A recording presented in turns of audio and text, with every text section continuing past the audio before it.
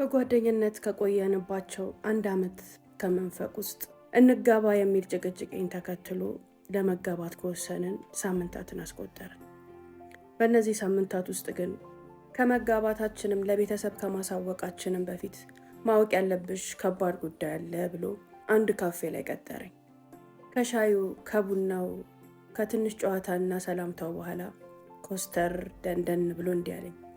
የእኔ ልብ ውስጥ ልክ እንደ ሐውልት የተተከለች አይኔ ላይ ጠዋትና ማታ የምትንከራተት በህይወት ዘመኔ በየትኛውም ዘመኗና እድሜዋ 10 ልጆችን ወልዳ ጃሽታ አርጅታ እንኳን ባገኛት የእኔ ላረጋት የምለፋ የምደክምላት ውድ ሴት አለች።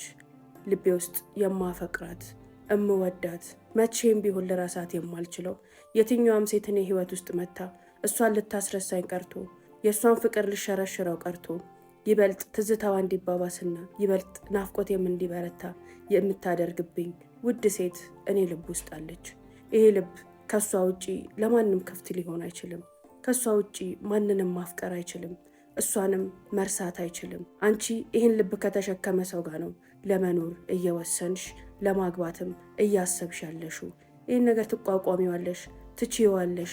ከማይወድሽ ከማያፈቅርሽ ልቡ ላይ ተሸክሞ የሚዞረው የፍቅር እሳት ካለው ሰው ጋር መኖር እድሜሽን ማሳለፍ ትፈልጊያለሽ ወይ? ይሄን አውቀሽ ጋብቻውን ወስኝ ያለኝ።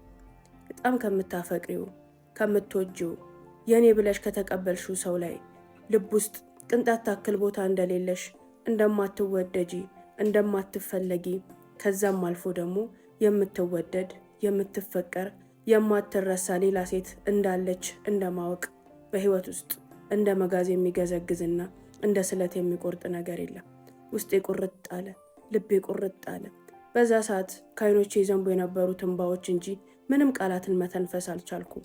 በጣም የምወደው የማፈቅረው የእሱ ፍቅር እኔ ልብ ውስጥ እንደ ሐውልት የተተከለለት ሰው የእሱ ልብ ውስጥ ግን እኔ የለሁም።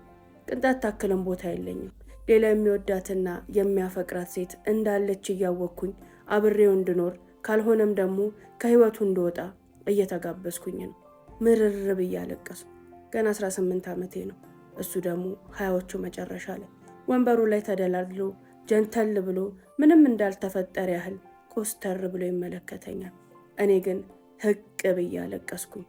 አዎ የፈለገው ነገር ይሁን አገባሃለሁ። እንደማትወደኝ እያወቅኩ ምትወዳት ሴት እንዳለች እያወቅኩ ምጠብቃት ሴት እንዳለችም እያወቅኩ ቢሆን አገባሃለሁ አልኩት። ወደ ጠረጴዛው ፈርከክ ብሎ ፈገግ ካለ በኋላ ቀላል ውሳኔ እየወሰንሽ አይደለም፣ በደንብ አስቢበት። ይሄ ለአንቺ ብቻ አይደለም ለእኔም ከባድ ነው። አሁንም ደግሜ ልንገርሽ፣ በደንብ አስቢበት ብሎኝ ከተቀመጠበት ቦታ ተነስቶ እዛው ተቀመጥኩበት ቦታ ጥሎኝ ሄደ። በዓይኖቼ የተከተልኩት ርቃ ያራቀችውን ትታ ያልተወችውን እስካሁን የምትፈቀር የምትወደደዋን እሱ ልብ ውስጥ ያለችዋን ሴት መልኳን ሳላቀው፣ ቦታዋን ሳላቀው፣ አድራሻዋን ሳላቀው ቀናሁባት። በሞተች በጠፋች ለቅሷን ሰምቶ እርሙን ባወጣ ብዬ ሞቷን ተመኘሁላት። ለእኔ ጆሮ በዚች ደቂቃ የሰማኋት ነገር የሚመርም የሚሰቀጥጥም ዝግንን የሚል ነገር ቢሆንም እሱን ከማሰብ ውጪ ስለ እሱ ከመጨነቅ ውጪ ሌላ ነገር ግን ማሰብ አልቻልኩም ነበር። ይሄ ግንኙነት ይቁም፣ ይሄ ትዳር ይቅር፣ እሱን ማግባት አልችልም የሚሉ ሀሳቦች ለደቂቃ እንኳን አልመጡልኝም። ግዴታ ነው፣ እሱን ማግባት አለብኝ። ፈቃደኛ ሆኖ ብቻ ያግባኝ እንጂ እኔማ ከነምኑም ከነምናምኑም ከነጉዑዝነቱም አግብቼው ችዬው እኖራለሁ እያልኩ ተብሰለሰልኩ። በዛች ሴት እየቀናሁ፣ በዛች ሴት እየተቃጠልኩ። ሩቅም አይደለችም ቅርብም አይደለችም። እሱን የሚያውቅ ሰው ሁሉ ስለ ፍቅረኛው ስለዛች ሴት ያውቃል። እናቱ፣ አባቱ፣ ቤተሰቦቹ፣ ጓደኞቹ የእሱን የልጅነት ፍቅርና ታሪክ እማያውቅ ማንም የለም። ዛሬም የተለያዩ ሴቶችን ህይወት ውስጥ እያመጣ ለማግባት ጫፍ ላይ ሲደርስ ልክ ዛሬ ለእኔ ነገረኝን አይነት መራራ እውነት ሲነግራቸው ሁሉም ሴቶች ከዙሪያ ይወጣሉ። እኔ ብቻ ነኝ ያንን መራራ እውነት ሰምቼ እንኳን እንደ መዥገር ላዩ ላይ ተጣብቄ አልለይም፣ አልፋታም፣ አገባሃለሁ የሆነው ይሁን ብዬ ሙጭጭ ያልኩበት የመጀመሪያው ሴት። እሱ ማግባት የሚፈልገው የእናቱን የአባቱን የቤተሰቡን ጭቅጭቅ ለመራቅና ለመራቅ ብቻ ነው። ሌት ተቀን አንተ ቆመህ ቀረህ፣ እኛ ግን ወደ ቀብራችን እየሄድን ነው እያሉ የሚያለቅሱበትን እናቱና አባቱን ሀዘን ለማክሸፍ ሴቶችን ይቀርባል። ልክ ለማግባት አጥቢያ ሲቀረው ግን ይቺን የመሰለች መራራ እውነት ሲነግራቸው ሁሏም ሴት እጄን አላስገባም ብላ ትሸሸዋለች። እኔ ግን ልክ እሱ ያፈቀራትን ሴት ያህል እኔ ደግሞ እሱን አፍቅሬው ነበር፣ እሱን ወድጄው ነበር። በልጅነት ልቤ በወጣትነት ልቤ ምንም ባልነካካው እሱን ብቻ አስገብቼ ነበረ። እናም አንድ ነገር አሰብኩኝ። እኔ ሴት ነኝ። የሄደችን ሴት እያሰበ የሚኖርበትን ህይወት እመሰቃቅለዋለሁ፣ ከልቧ አወጣታለሁ፣ አሸንፋታለሁ። የእሱ ተወዳጅ፣ የእሱ ንግስት፣ የእሱ አንደኛ ተመራጯ ሴት እኔ ይሆናለሁ። እሱ ውስጥ ስኖር፣ ከእሱ ጋር ስኖር ያንም ማረክ ካልቻልኩኝ ምኑን ሴት ሆንኩኝ? ወጣት ነኝ፣ ቆንጆ ነኝ። በእርግጥም እኔን ብቻ እንዲያስብ፣ እኔን ብቻ እንዲወድ፣ ያቺን ሴት ከልቧ አንቀሮ እንዲተፋት አደርጋለሁኝ እያልኩኝ ለራሴ ዛትኩኝ። ልቤን አጃጃልኩት፣ ህይወቴን አጃጃልኩት፣ እድሜን አጃጃልኩት። ይቺ ሴት ካገባች 8 ዓመታትን አልፏታል። የ5 ልጆች እናት ሆናለች። አዎ ባሌ የሚያፈቅራት የድሮ የልጅነት የወጣትነት ፍቅረኛው በዚህ ሀል ውስጥ ሆና በሚገርም ህይወት እዚሁ ከተማ ውስጥ አፍንጫችን ስር እየኖረች ያለች ሴት ናት። ያራቀችን ይችን ሴት ነው። አንድ ቀን ትመጣለች፣ አገባታለሁ፣ በመጣች ሰዓት በየትኛውም ሁኔታ ብትሆን እቀበላታለሁ እያለኝ እንኳን ለአገባው የተስማማሁት። የእሱና የእሷ ፍቅር አገር ያወቀው ፀሐይ የሞቀው ነበር። እንዲጋቡ በሚጠበቁበት ሳምንታቶች ውስጥ ግን አንድ ነገር ተፈጠረ። አባቷ አንቺን የመረጥኩልሽን እንጂ አንቺ የመረጥሽውን ካገባሽ አላቅሽም፣ አታቂኝም፣ ወይኔን ምረጪ ወይ የምታገቢውን ሰው ምረጪ ብለው መሀል መንገድ ላይ ሲያቆሟት አባቷን መረጠች። እናም በአባቷ በኩል የመጣላትን ሀብታምና ሚሊዮነር ሰው አግብታ እየኖረች ነው። ካገባች 8 ዓመት።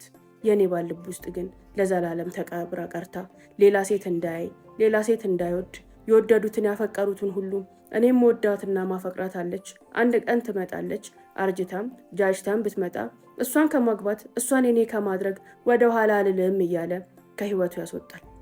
የእናትና አባቱ ጭቅጭቅ ሲበረታበት ደግሞ ልክ እንደኔ ነፈዘችዋን ለማግባት ወሰነና እኔም ይሄን መራራ እውነት ተቀብዬ ሰርጉ ሆነ። ሀውለት በህይወቴ ከወሰንኩት አስቀያሚው ውሳኔ ይሄ ይመስለኛል። ይህ ውሳኔ እኔንም እሱንም መጥፎ ህይወት ውስጥ፣ መጥፎ ግንኙነት ውስጥ፣ ጸጸት ውስጥ የከተተን ነበር። እኔም መወደድን ፍለጋ፣ መፈቀርን ፍለጋ መሄድ የሌሉብኝን መጥፎ መንገዶች ሄድኩኝ። እሱም የሚወዳትን ሴት፣ አጠገቡ አፍንጫው ስር ያለችውን ሴት ለማየት ለማግኘት የሚከፍላቸው መስዋዕትነቶች የኔን ህይወትና ኑሮ የሚበጠብጥ ሆነ። ያቺ ሴት ልቤ ውስጥ አለች ይበል እንጂ ልብ ውስጥ ብቻ አልነበረም ያለችው። ስልክ ውስጥም ነበረች፣ አይን ውስጥም ነበረች፣ ህይወቱ ውስጥም ነበረች። ምክሯ ውስጥ፣ ውጣ ውረዷ ውስጥ ሁሉ እሱ ነበረ። አማካሪዋ፣ ጓደኛዋ ነበረ። አግብታም ወልዳም ርቃም። ባለቤቴ ያገባችውን የወለደችውን በትዳር ከ8 ዓመታት በላይ አስቆጥራ ከ5 ልጆች በላይ ያፈራችውን የቀድሞ ፍቅረኛውን አንድ ቀን ተፋታ ወደ እኔ ህይወት ትመጣለች ብሎ በጉጉት የሚጠብቅ ሰው ነው። ካገባችበት ቀን ጀምሮ እስከ ዛሬዋ እኔን አግብቶ ከኔ ጋር መኖር ከጀመረም በኋላ ይህ ተስፋና ምኞቱ ከምን አንግል እንደሆነ ለምን እንደዚህ እንደሚያስብ ግራ ቢያጋባኝም አሁን ግን የተገለጠልኝ ነገር ያቺው የቀድሞ ፍቅረኛው የምታጓጓው የምታባብለው ትቶ እንዳይተዋት ረስቶ እንዳይረሳት የምትጎተጉተው መሆኗን ማወቄ ነው። ሀውለት ያንን ሁሉ ነገር ከነገረኝ በኋላ ልጅነት ይሁን ጅልነት አላቅም፣ ለጋብቻው ተስማማሁኝ። አገባሃለው፣ የሆነው ይሁን የመጣው ይምጣ፣ እንጋባ ብዬ ሙጭጭ አልኩበት። እሱም እሺ ብሎ ሰርጉ ሆነ፣ ተጋባል። ከጋብቻችን በኋላ የኔ ነፍስ መጨነቅ፣ ቅናት የመሀየል ደስታና እርካታ ማጣት የጀመርኩት ብዙም ሳይዘገይ ነው። ካገባሁት በኋላ ይበልጥ መናደድ፣ መቅናት፣ ባዶነት ይሰማኝ፣ አለመወደዴ በጣም ያንገበግበኝ ጀመር። በዚህ ልክ የቀድሞ ፍቅረኛው ልብ ውስጥ አለች ብዬ እቀናለሁ፣ በዚህ ልክ ያለመፈለግ ስሜት ይሰማኛል ብዬ አላሰብኩበትም ነበር። ከማይወደኝ ሰው ጋር ነው አብሬ የምኖረው፣ ከማይፈልገኝ ሰው ጋር ነው አብሬ የምኖረው እያልኩኝ ቀን ከሌት ለራሴ ነግረዋለሁኝ። ቤታችን ዝም ያለ ቤት ነው፣ ጸጥ ያለ፣ ልክ እንደ ግዞት አይነት ነገር ነው ኑሯችን። ይገባል፣ ይወጣል፣ ይበላል፣ ይጠጣል፣ መላፋት፣ መሳቅ፣ መጫወት፣ መሳሳም፣ ብቻ ታየው እንደ አንድ ጀማሪ ባለትዳሮች ወይ ደግሞ እንደሚዋደዱ ሰዎች በመካከላችን ሊኖር የሚገባ ቅርርብ የለም ማለት ይቻላል። ከተጋባን በኋላ በፊት ከማውቀው በላይ ግግም ያለ ሰው ሆነብኝ። የሆነ ምንም የማይገባው አለ አይደል፣ ውስጤ ላይ የሆነች ሴት አለ በሚል ተልካሻ ምክንያት አጠገቡ ያለውን ህይወት ማጣጣም ያልቻለ ገገማ ፍጡር ሆነብኝ። ይመጣል፣ ስልኩ ላይ ያፈጣል፣ ይተኛል፣ ይበላል፣ ይጠጣል። በህይወቴ ውስጥ ምንም ነገር አያጎልብኝም። የምፈልገውን ነገር ሁሉ ያሟላልኛል። ጠይቄ ከሱ የማጣው ነገር የለም። ፈልጌ ከሱ የሚጎልብኝ ነገር የለም። ትልቁ ጉለታችን ግን ቅርርባችን ነው፣ መፈቃቀራችን ነው፣ መዋደዳችን ነው። አብሶ እኔ እሱ ልብ ውስጥ ቦታ የለኝም፣ አልወደድም፣ አልፈቀርም፣ እሱ የሚያፈቅራትና የሚወዳት ሌላ ሴት አለች እያልኩኝ ማሰቤ ስልኩ ላይ ባየሁት ቁጥር፣ ከቤት በወጣ ቁጥር የምነሳት የሚያንገበግብ ቅናትና እልህ ውስጥ እየገባሁ መጣሁ። መጀመሪያ አካባቢ ለራሴ ቃል ገብቼ ነበር ላልከታተለው፣ ላልፈላፈለው፣ በስልኩም ሆነ በውሎ ውስጥ የትዋለ ማንን አገኘ ከማጋ ወራ የሚል ላልሰልለው ለራሴ ቃል ገብቼ ነበር። በኑሮ ውስጥ ግን ያንን ማድረግ አልቻልኩም። አሰላሙ አለይኩም ወራህመቱላሂ ወበረካቱ። ያ ጀማዓ እንዴት ናችሁ? ደህና ናችሁ? አብራችሁ ስለሆናችሁ በጣም አመሰግናለሁኝ። እንግዲህ በታሪካችን ተመልሰናል። ነገር ግን ቻናላችን በጣም ተቀዛቅዟል። ይህን የረመዳን ወራት ብዙ መልቀቅ አልቻልኩም ነበረ። ስላለቀቅንበት እንግዲህ በጣም ስለተቀዛቀዘ ፎሎ በማድረግ ላይክ በማድረግ ኮፒ ሊንክ በማድረግ ቢያንስ 50 ጊዜ ኮፒ ሊንክ በማድረግ ቻናላችንን አንቀሳቅሱት። ይህም ስቶሪ ለብዙሃን እንዲደርስ አድርጉ። አብዛኞቹ ጥያቄያችሁ የባለፈው ታሪክ አልቋል ወይ የሚል ነው። ከዚህ በፊት መጨረሻ ላይ የነበረው ታሪክ አላለቀም። መሀል ላይ በሆነ ኬዝ ነው የተቋረጠው። ኢንሻአላህ ከዚህ ታሪክ በኋላ እቀጥልላችኋለሁ። ኮመንት ላይ የፈለጋችሁትን ብላችሁ ኮመንት አድርጉ። ያም ኢንጌጅመንቱን ይጨምሯል። እና እዚህ ጋር እያስቀመጥኩላችሁ ያለው ይሄኛው እዚህ ጋር እየተቀመጠ ያለው ሊንክ የሀውለት ኮሌክሽን ቴሌግራም ሊንክ ነው። ቤታችን ውስጥ ያሉ የትኛውንም ጫማዎችን፣ ቦርሳዎችን፣ ድሪያዎችን እና ባያዎችን በዚህ ሊንክ እየገባችሁ ወይ ደግሞ ሀውለት ኮሌክሽን ብላችሁ ቴሌግራም ላይ ሰርች ብታረጉ ከ700 በላይ ቤተሰብ ያለውን ቴሌግራም ቻናላችንን ታገኛላችሁ። ቴሌግራም ቻናላችንን ተቀላቅላችሁ ቤታችን ውስጥ ያሉትን የትኛውንም እቃ በቪዲዮም በፎቶም ስለተቀመጠላችሁ ማየት ትችላላችሁ። እሱን ለማለት ነው። ሊንኩን ይኸው እዚህ ጋር ማስቀምጫለሁኝ። ከ700 በላይ ቤተሰብ ያለው ቴሌግራም አካውንቴ ይመጣላችኋል። ቴንክ ዩ። ያገባችን የወለደችን ሴት አንድ ቀን ትመለሳለች ብሎ እንዲጠብቅ ያደረገው ነገር ምንድን ነው እያለ ጭንቅላቴ ከባድ ጥያቄን እየጠየቀኝ ሲመጣ ስልኩን ጠልፌ ስልኩን መከታተል ጀመርኩ። ስልኩን በመከታተል ሰዓት ነበረ ትልቁ ሚስጥር ያወቅኩት። ሀውለት ከዚህ ሴት ጋር ያልተቋረጠ ግንኙነት አላቸው። ያ ግንኙነት የስልክ የአካልም ጭምር ነው። ምስጢረኛው፣ አማካሪው፣ ወዳጁ፣ የቅርብ ሰው ናት። ሲከፋው የሚያማክራት፣ ሲጨንቀው የሚያዋያት፣ እሷም እንደዛው በየጊዜው በውሃ ቀጠነ ትንሽ እንኳን ሲጠፋባት ቴክስት እያደረገች ምነው ጠፋ፣ ዛሬ እንዲህ ተፈጥሮ፣ ዛሬ እንዲሆኑ፣ ናፍቀኸኝ፣ በዚህ ወጥቶ በዚህ ገብቶ የምትል ጎትጓቹ ናት። የትኛውም ወሬያቸውን ዲሌት አላደረገም። እውነቱን ተናግሮ ሀቁን እንድጋፈጥ አስገድዶ ያስገባኝ ሚስቱ ነኝና እኔን ለመሸንገል ከኔ ለመደበቅ የሚሰርዘውም የሚደልተውም ኢንፎርሜሽን የለውም። የእሱ ቁርኝት ያለው ከኔ በኋላ ከበፊት ፍቅረኛው ጋር ነው። ያንን ደግሞ እኔም አውቀዋለሁ። ከመጀመሪያ ጀምሮ ሲያወራቸው ሲመጡባቸው የነበሩ መንገዶችን ሳጤናቸው አንድ የተረዳሁት ነገር እሱ አግብታ የራሷን ህይወት ኖራ የራሷን ህይወት መስርታ እሱ የራሱን ህይወት እንዲኖር ግን አትፈልግም። እያፈቀራት እያሰባት ስለ እሷ እየተንገበገበ እንዲኖር የምትፈልግ ሴት መስላ ተሰማችኝ። ምክንያቱም ወሬዎቿ እንደዛ ናቸው። የምታወራቸው ነገሮች በትዳሯ ደስተኛ እንዳልሆነች፣ ከዛሬ ነገ ቤቷን ጥላ ህይወቷን ጥላ ወደ እሱ ለመመለስ ፍላጎት እንዳላት የሚገልጹና ወሰንሽ እንዴ በሚል ሀሳብ ደግሞ ልጆቼስ፣ ቤቴስ፣ ቆይ እስኪ ትንሽ ጊዜ ስጠኝ፣ ትንሽ ተረጋጋ እያለች ሆዱን እያባባች ነፍሱን እያንሰፈሰፈች ለዘመናት ለአመታት ከእሷ ስር እንዳይወጣ አድርገው የተበተበችው ሴት ናት። የተረዳሁት ያንን ነው። ሁሌም የምታወራው ከባሏ ጋር ደስተኛ እንዳልሆነች፣ መውጣት እንደምትፈልግ፣ መራቅ እንደምትፈልግ ነው። አብሶ እንደዚህ አይነት ወሬዎችን የምታወራው ባለቤቴ ችላ በሚላትና በሚዘጋት ሰዓት መሆኑን አስተውያለሁኝ።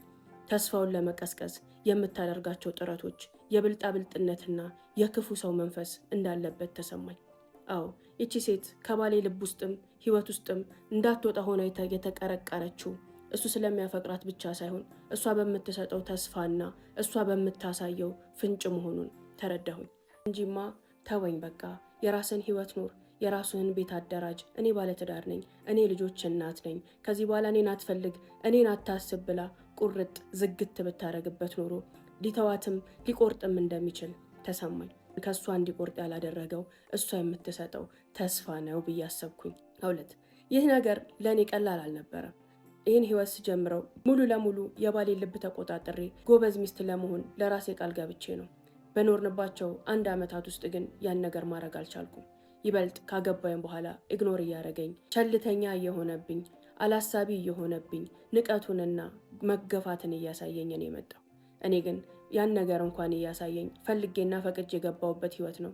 ከሱ መፈቀርን፣ መወደድን፣ መታቀፍን መብቴ አይደለም፣ እንደማይወደኝ እንደማያፈቅረኝ ነግሮኛል ብዬ ራሴን አስታግሳታለሁ። ያ ነገር ግን ያስፈልገኝ ነበር። የሆነ ሰዓት በኋላ በጣም ፍቅር ራበኝ። ፍቅር ይረባል ወይ ልትሉኝ ትችላላችሁ። አዎ ፍቅር በጣም ይረባል። አብሶ የምትወዱት ሰው ሌላ ሰው እንደሚወድ እያወቃችሁ እናንተን እየገፋችሁ ለእናንተ ፊት እየነሳችሁ የልቡን ትርታና መንገብገቡን ለሆነ ሰው እንዳረገ ስታቁ እኔስ ያ ነገር አይገባኝም እንዴ? እኔስ መወደድ አያምርብኝም እንዴ? እኔስ ምድር ላይ የሚወደኝ ሰው አልተፈጠረም እንዴ ብላችሁ እንድታስቡ ያደርጋል። የሆነ ሰዓት ላይ እንደዛ ይሰማኝ ጀመር። እኔም መወደድ ያስፈልገኛል፣ እኔም መፈቀር ያስፈልገኛል፣ እኔም የሚያዳምጠኝ፣ የሚያቅፈኝ፣ የሚወደኝ፣ የሚሰማኝ ሰው ያስፈልገኛል። ይህን ፍቅር ከባሌ እንደማላገኝ ሳቅ። ለወትሮ ብቸኛ የነበርኩ ብሆንም የሆነ ሰዓት ላይ ግን ጓደኞች ፈለግኩኝ።